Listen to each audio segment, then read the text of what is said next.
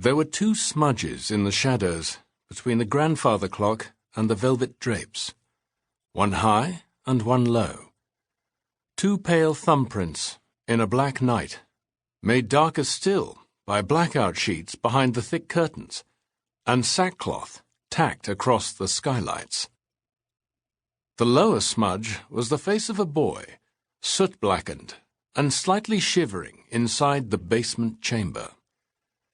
This was young Riley, brought this very night on his first killing as a test. The upper smudge was the face of a man known to his employers as Albert Garrick, though the public had once known him by a different name. His stage name had been the Great Lombardy, and many years ago he had been the most celebrated illusionist in the West End, until during one performance he actually sawed his beautiful assistant in half. Garrick discovered on that night that he relished taking a life almost as much as he enjoyed the delighted applause from the stalls, and so the magician made a new career of assassination. Garrick fixed his flat murderer's eyes on Riley, and gripped his shoulder, long bony fingers pressing through the fabric of the boy's coat, pinching the nerves. He didn't say a word, but nodded once, a gesture heavy with reminder and implication. "Think back," said the inclined chin, "to your lesson of this afternoon. Move silently as the Whitechapel fog, and slide the blade in until your fingers sink into the wound." Garrick had instructed Riley to haul a dog carcass from the Strand to their Holborn rooms, and then practice his knife work on the suspended remains, so he would be accustomed to the resistance of bone. Novices have the mistaken impression that a sharp blade will slip in like a hot poker through wax, but it ain't so. Sometimes even a master like myself can come up against bone and muscle, so be ready to lever down and force up. Remember that, boy. Lever down and force up.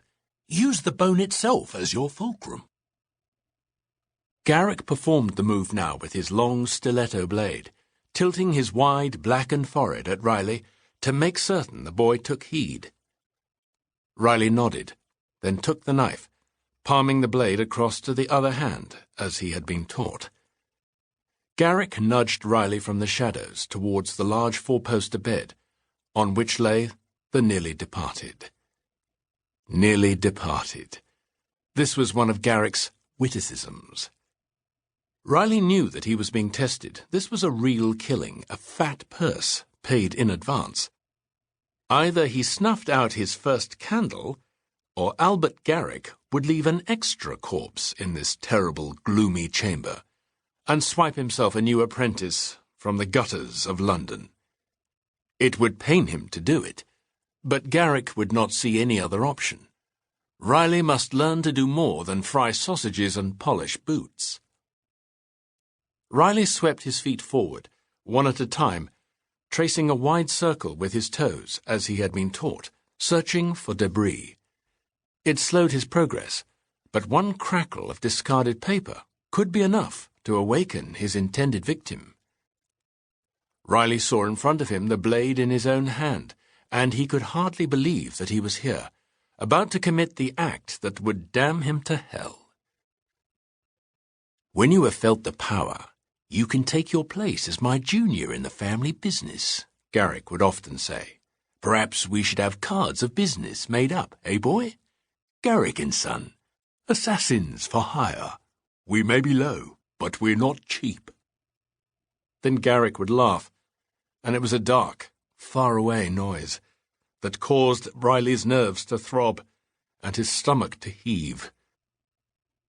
Riley moved forward another pace. He could see no way out of it. The room seemed to close in around him. "I must kill this man, or be killed myself." Riley's head started to pound, till his hand shook and the blade almost slipped from his fingers. Garrick was instantly at his side like a ghost, touching Riley's elbow with one crooked icicle of a finger. "From dust thou art," he whispered so softly that the words might have been formed from the gusts of a draught.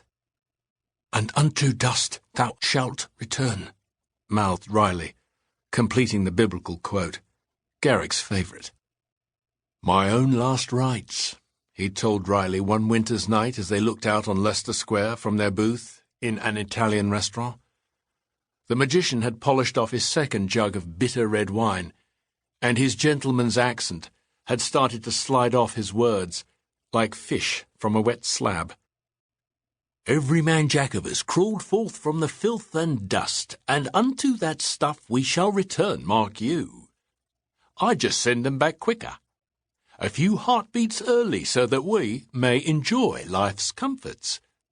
That is the way of our situation, and if you have no steel in you for it, Riley, then—" Garrick never completed his threat, but it was clear that the time had come for Riley to earn his place at the table.